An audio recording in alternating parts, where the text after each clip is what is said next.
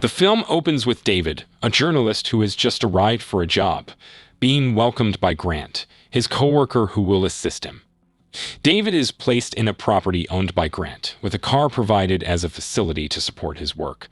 That night, David, experiencing car trouble, asks for help from his neighbor named Robert to start the car, and Robert gladly agrees to assist. Robert appears to be quite skilled, and it doesn't take long for him to start the car. Then, David offers Robert to join him for a ride around the city while engaging in light conversation to get to know each other better. The next night, David takes Robert out again for drinks, also as a precaution in case the car experiences trouble again. While having fun at a bar, David briefly leaves Robert to get drinks, and during that time, he meets a girl named Janine. It doesn't take long for them to strike up a conversation and become acquainted.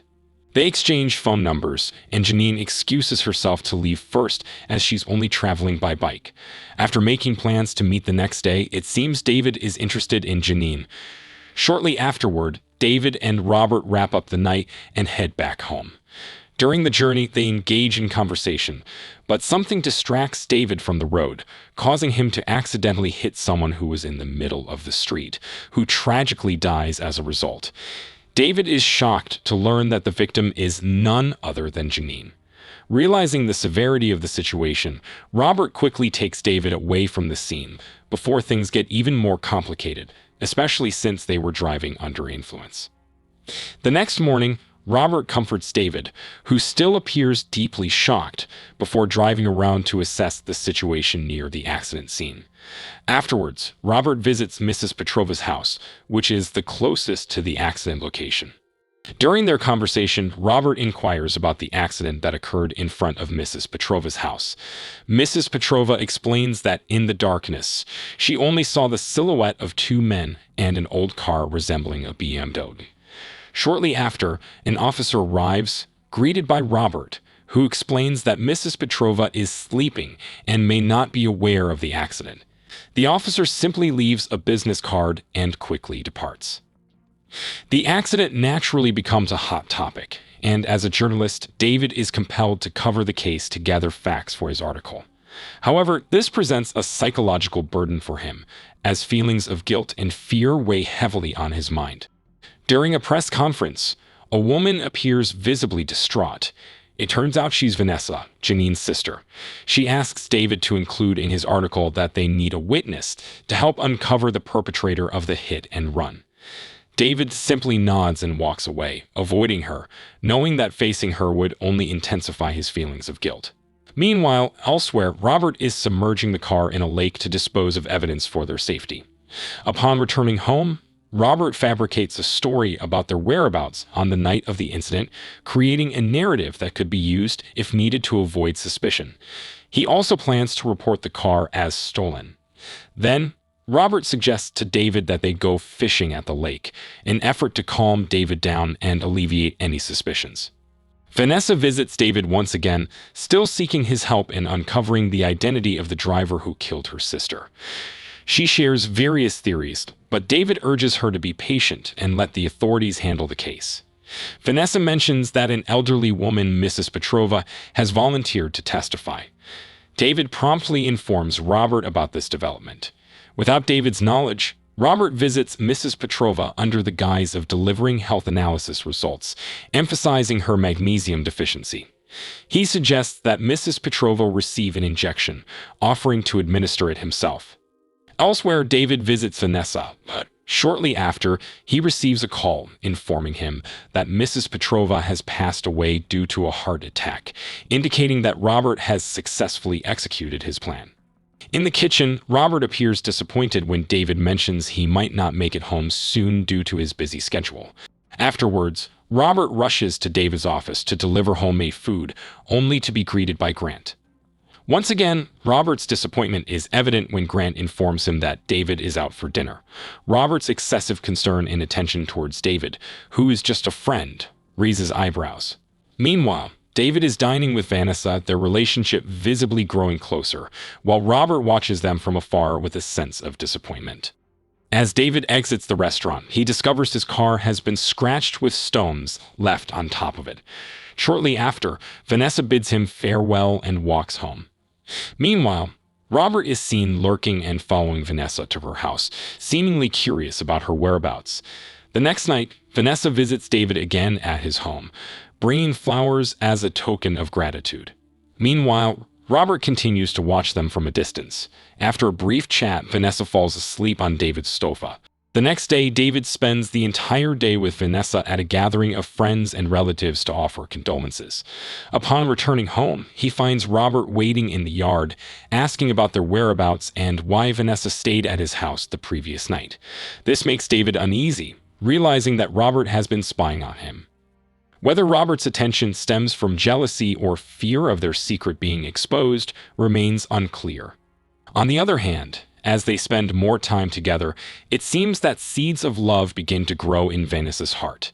This creates a dilemma for David, as he has also fallen for Vanessa. It's a story that could potentially end tragically if Vanessa discovers the truth about David. Meanwhile, at the office, Grant received a call from the police asking about his stolen car report. Of course, it surprised him because David never mentioned anything about a missing car. Grant immediately visited David's residence, and in the garage, he found scattered glass shards from the car. But shortly after, Robert was already behind him. That night, David didn't return home. He spent the night with Vanessa at her place. Meanwhile, Robert was already outside, seeming to know David's whereabouts there. The next day, David and Vanessa were by the river, seemingly about to go canoeing. For a moment, David went to fetch the paddles, and when he returned, he found Robert there with Vanessa. Robert joined them while discussing the issue of Janine being left by the roadside, as if the driver regarded her as an animal. His words upset Vanessa, who then left. In that instant, Robert threw away David's paddle and quickly went after Vanessa. Vanessa, overwhelmed with sadness, lost control and hit a wooden branch, causing the canoe to capsize. She got entangled and had trouble breathing. Robert entered the water, but he only observed without intending to help. From behind, David rushed to save Vanessa and carried her back to the surface. This incident sparked a new conflict between David and Robert, further straining their friendship. The next day, Detective Rain came to inquire about the missing car since Grant couldn't be reached.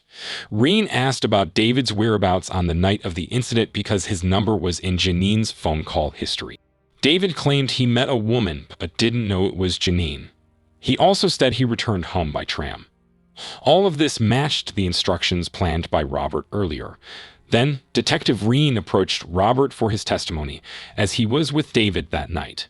All of this changed Vanessa, who instantly appeared angry, disappointed, sad, and suspicious of David. Later, David met Robert, who fortunately told the detective exactly what they had planned. Robert suggested that Vanessa could be a danger to them and advised David to get rid of her soon. That night, Vanessa took the initiative to visit the bar where Janine and David met, seeking information about Janine's last visit before the incident. Afterward, Vanessa waited for the tram in the bar's courtyard. A man approached her, saying that Vanessa had to take the bus home because the tram had been out of service after 10 p.m. for almost a month. It surprised Vanessa, further strengthening her suspicion of David. Vanessa then took a taxi to David's house, but she was greeted by Robert, who said that David wasn't home. Spontaneously, Vanessa told Robert about the tram not operating for a while. She also said that she knew they were the ones in the car that hit Janine. Robert fell silent instantly and then attacked Vanessa. A few moments later, David returned and was surprised to find Robert in his house. Robert handed him a travel ticket, but it wasn't pleasant given the issues they were facing. Filled with anger, David asked Robert to leave his house immediately. Then David tried to contact Vanessa without realizing that his phone was in Robert's hands. The next morning in Grant's office, who still hadn't returned, David found the food previously left by Robert for Grant. It reminded David of his scratched car, and he suspected that Robert was behind it. On the other hand, in a park, Robert borrowed someone's phone and called emergency services to report something. Shortly after, several officers were seen at the lake towing a car, and Grant's body was wrapped in plastic. Using Vanessa's phone, Robert called David and said that Vanessa was with him, and he just wanted to invite David for fishing. David immediately headed to the river where they had gone fishing before. Vanessa, still alive, was in the warehouse with Robert, who revealed that Janine was actually alive that night. However, he convinced David that Janine was dead, only to entrap David into the case with him. He wanted to keep them close, feeling like he had a brother. Then, wearing gloves, he struck Vanessa on the head with a paddle, shortly after David arrived, and Robert emerged from behind, provoking him. Filled with anger, David immediately struck Robert, then grabbed the paddle with his bare hands and chased him to the cabin's yard. Later, a group of police officers arrived to arrest David, with all the evidence pointing to him. Medical personnel quickly revived Vanessa, who had been unresponsive. After some time, Detective Reen approached Robert and informed him that Vanessa had regained consciousness and was safe. Instantly, Robert realized that disaster would soon turn against him because as Vanessa recovered, she would reveal the truth, and Robert would replace David in the prison cell. Unprepared for the consequences, Robert approached a boat, tied an anchor to his leg, and sank it along with himself and all the madness he had caused, and the film ended. What do you think of this recap? Please drop all your thoughts in the comments section below. One like from you and maybe subscribing would be a great support for us, and that's it for now. See you in the next videos.